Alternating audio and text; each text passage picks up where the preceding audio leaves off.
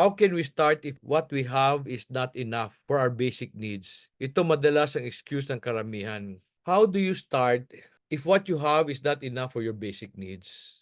Madali lang naman sagot yan eh. Then lakihan mo income mo. Magsipag ka, mag-overtime ka. How can you start another business pag hindi mo pa naalagaan sarili mo? Many people will often ask, kulang, kulang, kulang. Walang kulang. And you've heard me say this before, no? Walang kulang. First of all, nag-agree ka sa sweldo mo. Kung kulang yung sweldo mo, dalawa lang yan. Baba mo expenses mo or taasan mo income mo. How do you raise your income? How do you grow your income? Pag mag-asawa kayo, then both of you work. Pero on the other hand, even if both of you work, dalawa expenses nyo. Mahirap din yan. Ako, I believe in a one-income family. But of course, sabi mo, pag nagtipid ako, how can I enjoy life? You see, enjoying life, parang tanim yan. It comes in the proper season. Pag tama ginawa mo today, you will enjoy life better. Ang gusto natin, nag-enjoy kagad tayo ng life. Imagine, kulang pa sa needs mo, gusto mo magsimula. How can that be?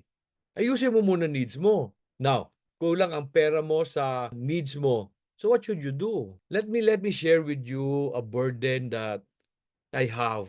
Mga sagot to ng mga tao, especially doon sa vlog namin na walang kulang, hindi kulang sweldo mo. Dami nagalit doon. May nagsabi, wala akong choice. There are very little opportunities in the Philippines, kaya ako nag-abroad. Today, wala akong choice. Hindi ho totoo yun. Wala kang choice. Minimum wage lang ang binibigay sa ng kumpanya. Wala kang choice. Hindi ho totoo yun. The only reason na minimum ka kasi you did not take care of your choices in the past. Nung nag-aral ka, hindi mo ginalingan. Yung ginalingan niya nung habang nag-aaral siya, pag-graduate niya, marami siyang choice, marami ang habol sa kanya. Bakit karamihan ng Pilipino walang choice kundi tanggapin yung minimum wage? Eh kasi hindi niya inayos nung pag nag-aral siya eh. Nung nag-aral ka, nung ginalingan ba, baka ikaw pa habulin ng mga kumpanya. Pero nag-aral ka, pag-graduate mo, doon ka sa baba, doon ka sa dulo, pasang-awa. Sino magbibigay sa iyo ng choice?